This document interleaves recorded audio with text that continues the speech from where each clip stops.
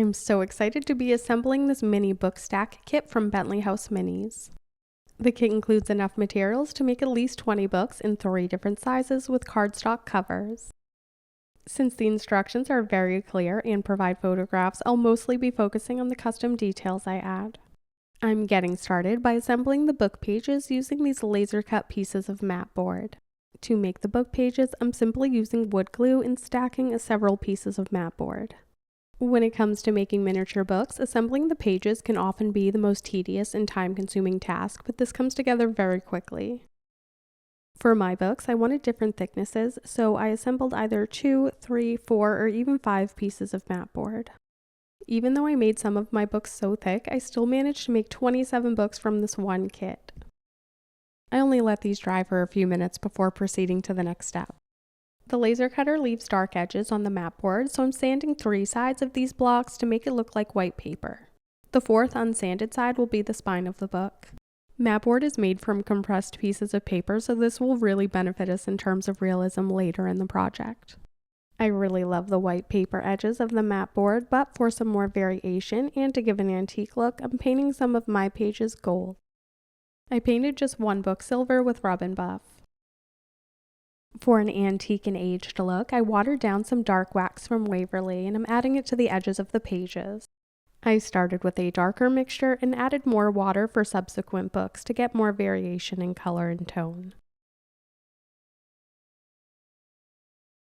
I'm pretty much always making it up as I go. For this book, I started adding some black paint around the edges after I added the wash, and then I decided to add the black to all of the pages instead.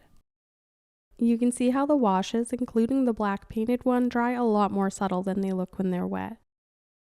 I made sure to leave some of the pages white and added aged and gold covers as well as this one random silver one. Variety's the spice of life, so I'm aging some of the gold books with some more Waverly dark wax. I'm using it full strength this time. You can substitute brown paint, but I really do love this product as it is one of my favorites. My pages are ready for some cardstock covers. The included covers are cut to different heights depending on the size book you're using, small, medium, or large. To attach the covers, I added glue on the front and back and trimmed them to fit. My Dollar Tree clips were leaving dents, so instead I switched to a combo of hot glue and wood glue so they'll hold quickly. These look great as is, but now it's time to add lots of fun details. The spines are pretty plain and flat, so I'm adding some wood glue to see if I can add some dimension. The wood glue alone gives a smooth domed appearance, but I'm using some of these handmade stamps to add designs. I made these stamps in my clay books tutorial using some scrap clay that I carved on each end. To create a skin, I used my hairdryer to cure the surface of the glue. Now I can press my stamp into it and it displaces some of the wet glue underneath.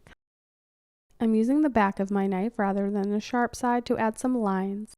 I'm so excited this works, so let's make a few more. These books stand nicely on their ends, but I probably wouldn't stack them domino style while you wait for the glue to dry. For these books, I used a slightly thinner layer of glue and let them air dry a bit before adding designs to the spines. I love how this looks like embossed leather.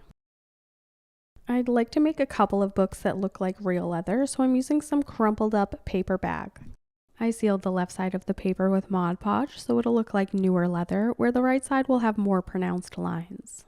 I colored my leather with dark wax. The thin paper bag is too flimsy for a cover, so for my second leather book, I made a cardstock cover and attached the leather to it. I'm using some scrap paper and this paper doily to cover more books. The included cardstock is the perfect medium for covering the books, so even when I used scrap paper, I still made a cardstock cover to attach it to. All 27 of my books have pages and covers, so I'm adding some more details. Book spines are often a contrasting color, so I used some tape to mask off my wood glue stamped end. The kit includes 2 different sizes of clasps, so I'm coloring this to match my spine. My painter's tape tore some of my cardstock, but no matter.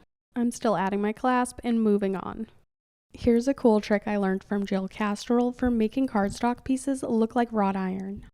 I'm using a foam backer and some tacky glue to sandwich 2 pieces of cardstock together. While the glue is still wet, I'm using the small end of my ball stylus to poke some divots. I did an experiment to see if this works with wood glue, and it does. I made a third clasp, this time using white glue in my wood tabletop, and it also works. So all you really need is some cardstock, glue, and your ball stylus. I attached one of the clasps to a brown book and painted it gold. I'm making the other two look like wrought iron by adding some white paint so it fills in the divots and then dry brushing black over top. I dropped the second wrought iron clasp over the banister so you won't be seeing it on another book. I think this checkerboard pattern is a little kooky for a spine, so I taped it off and added some Sharpie for color. For the front, I used some tape that I had stuck to my clothing first and some full strength tape on the back. The lint from your clothing will reduce the stickiness. This is my paper doily book, and I'm painting it ivory to get rid of the weird translucent color and then coloring the corners with some Sharpie. Again, I stuck my tape to my clothing before masking. I colored one of the small clasps with a Sharpie before adding it to my tiny book. To make a paper label for one of the books, I drew a label onto the instruction sheet the book came with and added some water around the edges. If you add water around the edges, you can create a natural tear. I can hardly read my own writing, but I remember this as Ancient Plants of the North. I'll mostly be using these books in the Harry Potter Gryffindor common room, and they'll be on bookshelves, so I'm adding lots of details to the spine. For this beefy book that has some wood glue detail on the edge, I added some silver and gold rub and buff. Black is a classic color for books, so I painted 3 of the cardstock books black. I painted 2 medium books and 1 small, so if I had been paying more attention, I would have painted a large book black as well. For 2 of the books, I painted just the spines black. This one is getting some rub and buff on the spine to emphasize my wood glue details. These already look so great, but I want to add more details to the spine. One of the most classic things you'll see on a book spine is some gold lines. I'm adding some lines using this extremely thin nail tape. These are fingernail decorations I got from Temu. This tape is not very sticky because it's supposed to be embedded in tacky nail polish and covered with a top coat.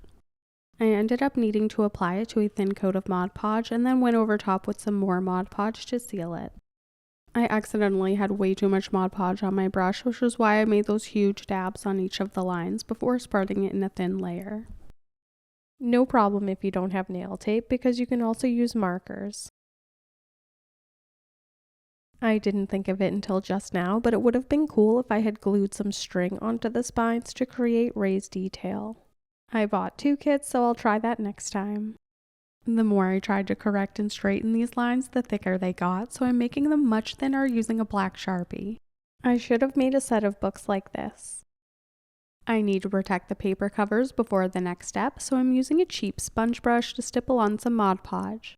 Brushing Mod Podge leaves visible brush strokes, so I prefer this slightly dimpled texture. If you don't have a sponge brush, you can achieve the same look by stippling with a paintbrush or a paper towel. The paper is sealed and protected by the Mod Podge, so I'm adding lots of age and dimension using some dark wax. I'm concentrating the wax around the edges and using my finger to stipple and feather the finish. I'll probably be using all of these books in the Gryffindor common room, so I want them to have an aged and worn appearance. The Mod Podge sealed the paper, and the dark wax camouflaged this tear. I love how the dark wax subdues the shiny nail decor lines on the spine of this black painted book. Since the paper is sealed, I can use a Q-tip and some water to remove some of the wax. I hope you can see how the dark wax has settled into the stipple texture from the Mod Podge. Wiping away all the dark wax reveals the nice texture of the paper doily book. Now that all of my books are aged, I'm flaring the book pages like images 6 and 7 in the instructions. Mapboard is made from many layers of paper, so I can use my craft knife along the edges to create separation, which gives the illusion of individual pages. I protected my fingers with rubber thimbles from the Dollar Tree and sliced along all 3 of the book page edges. I like how the painted edges reveal the white pages inside, making it look more realistic and aged. This was a pleasant discovery. I slightly sanded the edges with the sandpaper that's included in the kit to give the book covers a worn appearance. I realized the top layer of the cardstock wears away like a fraying piece of book cover fabric. I think the Mod Podge helps the effect, but I'm not sure. I really love the antique appearance of these books.